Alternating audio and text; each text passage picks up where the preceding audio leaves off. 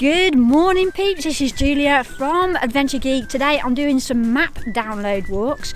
So the first one I'm doing today is from Toaster to Ascot to Tiffil. It's a bit of a loop and then I create these as maps that people can download from my website. There's nearly 50 of them now on the website, so yeah, we're doing well to get people outside. But while I thought, I had a bit of a brainwave while I was walking, I was thinking, you know what, I'm going to do a bit of a video as to the 7 things that I really dislike about hiking or long distance hiking, and then one bonus thing which is things that I used to dislike about long distance hiking but now I've got them sorted. So if that's of interest to you, stay tuned, as come with me on this walk and I'll talk you through the things I don't like about long distance hiking.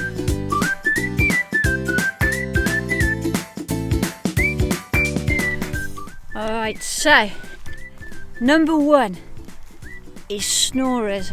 So if you're on a long distance hike, not necessarily a camping hike, but obviously if you're staying in any sort of hostels, whether that's on the Camino or you're doing a trail like, I don't know, Hadrian's Wall or something like that, and you've got to stay in hostels. I stayed in hostels on the South Downs Way as well. There's one thing that I hate, and that is Snorers. These come in really handy. I remember when I was on the Camino once, and this guy who was next to me was snoring really bad, and I grabbed my stick. This is 3 o'clock in the morning. I started poking him with my stick, and yeah, that doesn't help with Snorers. They stop for a few minutes and then they start up again. So best way around it, I've actually solved that one now. If I am sleeping in hostels, either don't sleep in a hostel with a multi-room or take AirPods. So I've got AirPods and I use the car map at night. So the sleep story lasts for about 35-40 minutes, and then I'm well away with the fairies, and I usually don't get woken up if I've got my AirPods in. So I'd say earpods or earbuds or something like that. So that's reason number 1 that I don't like long distance hiking. It's because of the Snorers in the hostels, right pain in the rear end. Alright, reason number 2 is actually packing up a wet tent in the morning.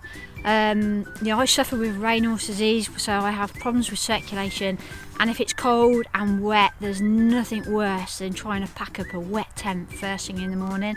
I still haven't sussed it, so if any of you guys have any tips out there of the best way to pack up a wet tent in the morning, then please let me know. Put it in the comments below, really appreciate that. But that's number 2, is packing up a wet tent. Alright, so reason number 3 is that feeling of being a bit stinky.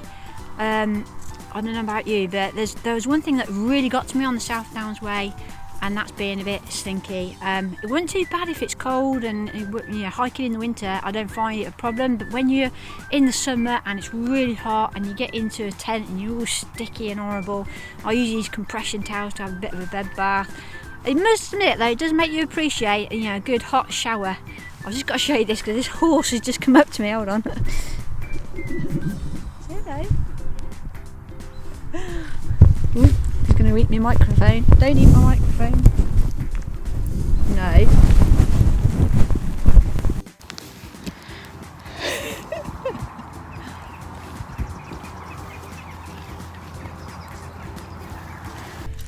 Alright, so number 4 on my list is actually I really do dislike people that leave rubbish and trash on the trail, especially the really popular trails that I've been on. Don't get me wrong, some of them have just been amazing. So the Jurassic Way was great, Hadrian's Wall was fine, South Downs was fine, probably the Camino was the worst, especially with people leaving toilet paper in places they shouldn't. That's strewn all along the Camino, so that did put me off sometimes. So that's one thing I really do dislike, is people leaving rubbish and think it's okay, even to leave things like orange peels and banana peels, which take ages and ages to degrade. Don't just do that, just pack it up and take it home. Oh, right, anyway, I'm getting off on one, so I'm going to stop now. So that's number 4, is I don't like it when people leave rubbish, they don't take their rubbish home with them. Alright, that's number 4, let's crack on. Alright, number 5 is blisters. So one of the worst things about any sort of long distance hiking is that if you don't look after your feet, you're prone to blisters. I learnt that one the hard way when I did the Camino. the very last section, which we did in July, it was really hot.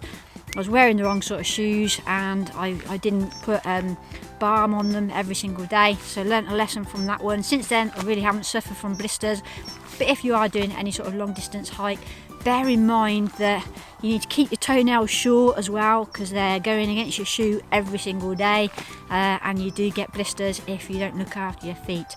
So look after your feet, guys. That's number 5. Alright, so number 6. One thing I don't like about long distance hiking is walking in the rain. Walking in the rain when I had the wrong gear was terrible, but walking in the rain just generally is just not very pleasant. I always have my umbrella with me no matter what the weather is. I now have a rain skirt. That's pretty awesome actually. I know you look like a right dork in it, but just walking in the rain is just something that's just not very nice if you're on a long distance hike day after day when none of your gear can get like completely dried out if you're doing camping and backpacking. So yeah, that's number 6, is hiking in the rain.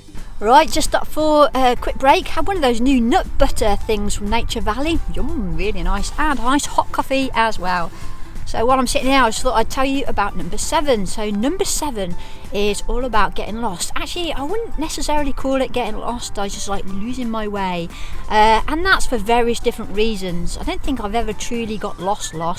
I think I did probably once on the Cotswolds way, but you've got your earphones in, you're sort of walking around, you're not concentrating, or the worst thing for me is I'm chatting to people and then I miss footpath signs and stuff like that, mainly because I'm not concentrating on GPS. So one of the things I've initiated is the alert system on all trails. So if you're using all trails to navigate, it will notify you if you've gone off trail. It starts buzzing at you and binging at you, which I find now invaluable, because I just completely just ignore things and just carry on walking. And when you're doing an 18-19 mile hike that's planned for the day anyway, the last thing you want to do is do another mile that you don't really need to do, or go out of your way. Even if it's half a mile, it's a real ball ache. So yeah, number 7 is getting lost on trail or losing my way on trail. Right, so just about to finish the hike today. It's been a great one, but the last one, this is number 8, is actually just gear failure. So if you have problems on the trail with your gear, then it can make a miserable trail. So I've had this happen a couple of times. So just a few weeks ago I was doing the Southwest Coastal Path, and no fault at all of the Lanshan 2. I love that tent. It was the wrong pole that I used, and I hadn't put it in properly, and the wind was going and just tore a great big hole in the top of my tent. And then you're stuffed for the next couple of days. I hadn't got any gaffer tape with me, so that was a lesson learnt. On a different trail I had, my jet boil, the ignition just didn't work, and I hadn't got a lighter with me, so that was something else that I learned.